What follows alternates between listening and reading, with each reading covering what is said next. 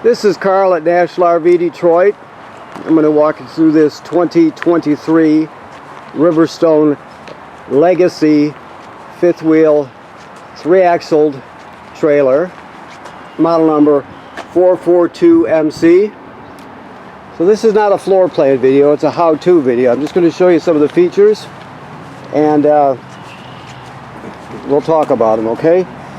So here we are on the door side. Obviously you have 2 slide outs or 3 slide outs with some toppers on them. This is just storage here. The other one is a outside television right here. Okay.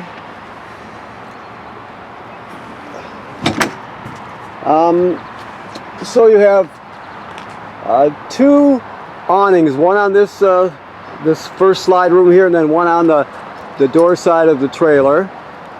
You also have cameras on this. You've got I think this one has 4. So you have the one over the door here, the entrance. You have one on the back, the backup camera, and then you have one on each side connected to the clearance lights here. So you've got cameras all the way around. This is just power out here. Okay, you pass through storage. There's more happening on the other side than this side, so we'll take a look over there. You have 2 40-pound LP tanks, which are full. Has an automatic changeover regulator. So you got plenty of propane. This is storage up front here. Your battery compartment is here. You have 1 battery in it, 27 series battery. This is just touch-up paint here for all your colors. And okay, so let me make sure this doesn't swing shut here. So let's get some light here. Okay, some light here. All right, so these are all your valves. This is the water manifold here, okay? This, of course, is a sprayer that hooks up to a quick connect. This is your control for your automatic leveling system. You have, I think on this one, let's take a look here. You have 6-point leveling, so you got 6 jacks on it. And the 2 things to remember with this, first of all, the directions are right here. If you're not familiar with this system, you can go over it. But the bottom line is you turn it on, obviously. It says ready. So you auto level. That's the number 1 button you're going to push is auto level, and it just levels the trailer. Now, when you auto level, the computer remembers what position the trailer was in before you auto leveled. That's called hitch height, right? So the idea is you'll pull up into the campground, you'll unhitch, pull your tow vehicle out from underneath it, then you'll auto level. It'll remember that position, right? So you scroll here with the up and down arrows, and you would go to auto hitch, right? And that's the second one you would push along with the auto level would be auto hitch height. It'll bring the jacks up and return the trailer to the same height it was before you auto leveled it. Okay. Now you can retract all if you choose. But that'll nosedive the front of the trailer, so it won't hurt anything, but you can't have anything under the front. So if you do retract all, it'll even nosedive the trailer because everything retracts. If you could also go to auto here, excuse me, manual level, and you can operate the jacks independently of each other. Okay, so like I said, auto level is the most common, and then auto hitch height. You can also operate them independently of each other, okay? Your hydraulics are down here, your reservoir and your pump. This is an on-demand water heater. So you have on-demand water. Your switch here. The two ons are different. One is a economy power setting. It uses less energy than the other one, so that's why you have two ons. The switches to control it are inside. I'll show you that when we get inside there. Okay, obviously furnace vent, your dump valves.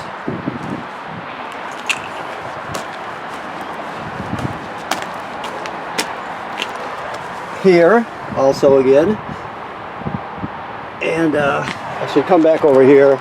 Kind of got ahead of myself, didn't I? Okay, so here we are. So you have a canister for a water filter. It comes with a wrench and a water filter. If you use it, you have to change it out every season. So you throw it out when you winterize, and then once you put it back in camping mode, you put a new one in every season. Okay. This is the kill switch for your battery. All right. You can disconnect it from the living part of the trailer. Just turn the key and you can pull it out if you want, or just shut it off. These are your front valves for your tanks. So you have two black tanks in this trailer because you have a main toilet up front, and then you've got like a half bath in the back. So you have two different black tanks. This is your city water hookup right here. Okay.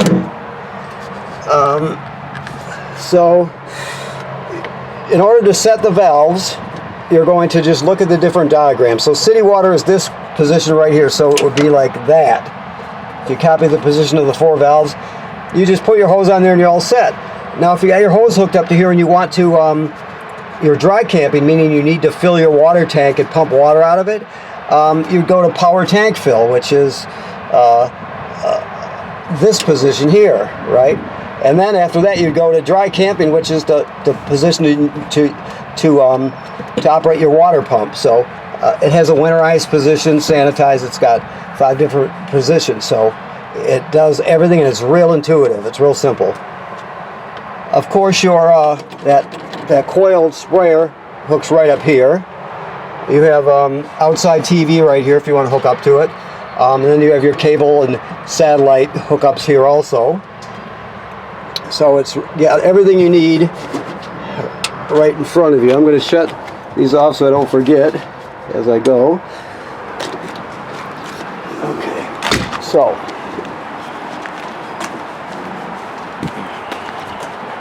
this is your rear black tank flush. Just leave the valves open, and if you want to flush your black tank out, you open the black tank valve, put the hose on here, and turn it on, and it'll spray out the inside of the black tank. Clean off the sensors. Just make sure you have the valve open like it says on this sticker. There was also another black tank flush in the docking area. Okay. Your hose, your cord. You pull the cord out manually. You use the button to retract it. You have a ladder, which is great. You can get up there to inspect your roof. The manufacturer says every 60 or 90 days you want to have the roof inspected or inspect it yourself. So have someone going up there, check the seals, just look around, make sure there's no damage to any roofing attachments or roofing material by low branches or road debris. You just check it out so you can stay ahead of any issues. Roof inspection should be part of your basic general maintenance. That's very important, obviously.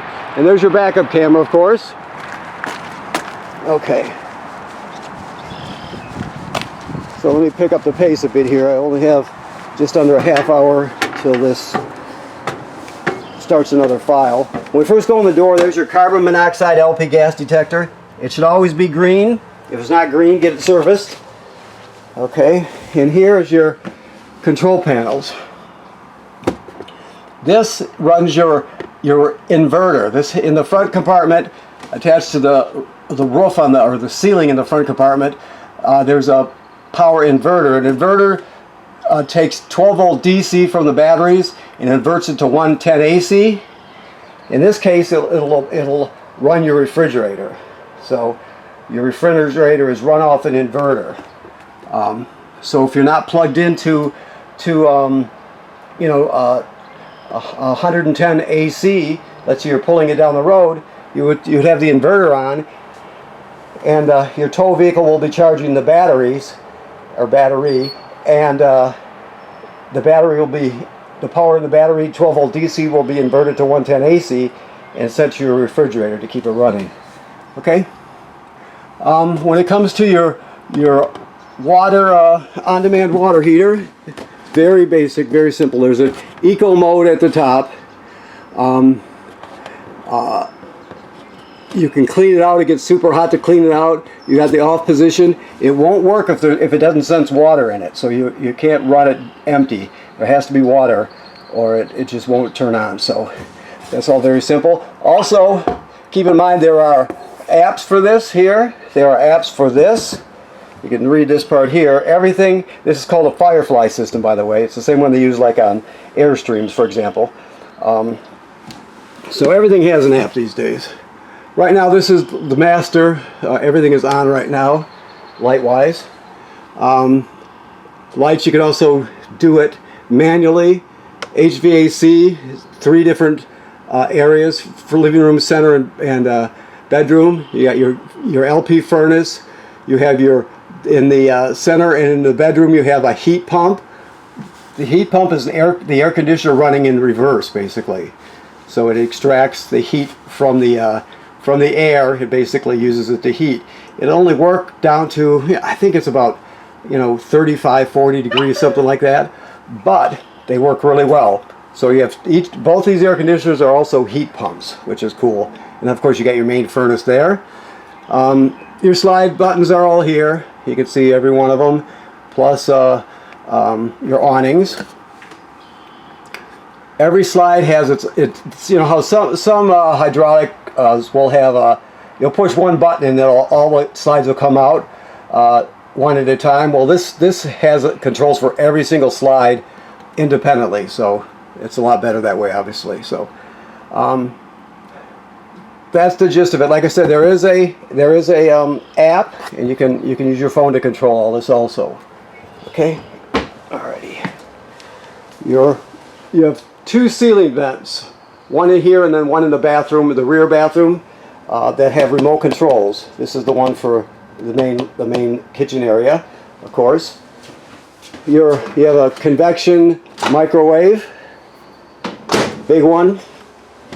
Of course, this is pretty self-explanatory. You're just going to turn it to the light and then spark it. That's all you do. Very simple. You have oven light here and then a upper light here. Okay. Your refrigerator works like any other refrigerator. Like I said, it can be powered by the inverter, so keep that in mind. Always keep this shut, or wait, what do you want to say? Always keep this in place when you're traveling so the doors don't fly open and get damaged. It's low tech, but it works.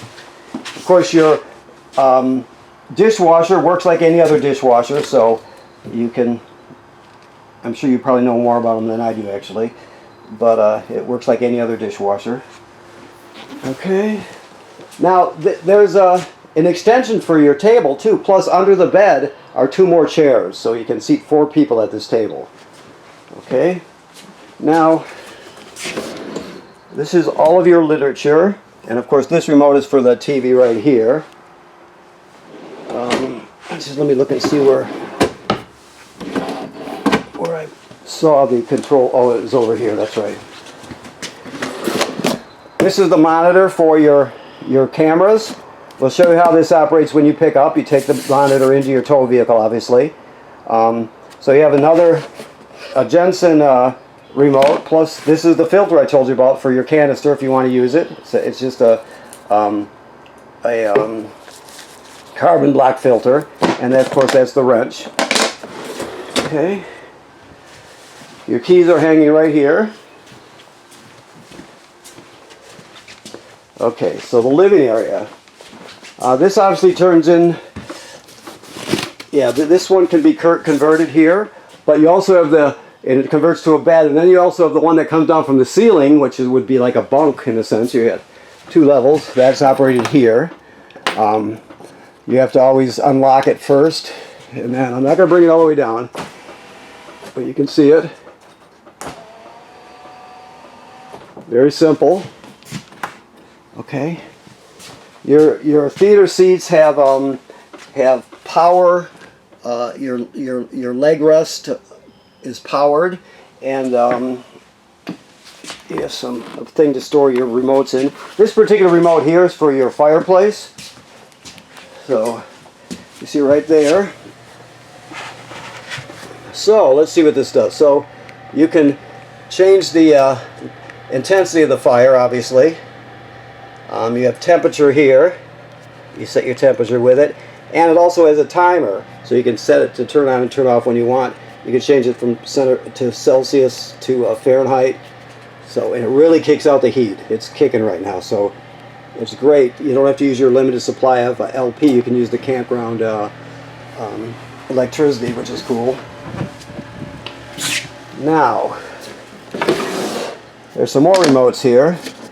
This is for your sound bar, which is right here, right?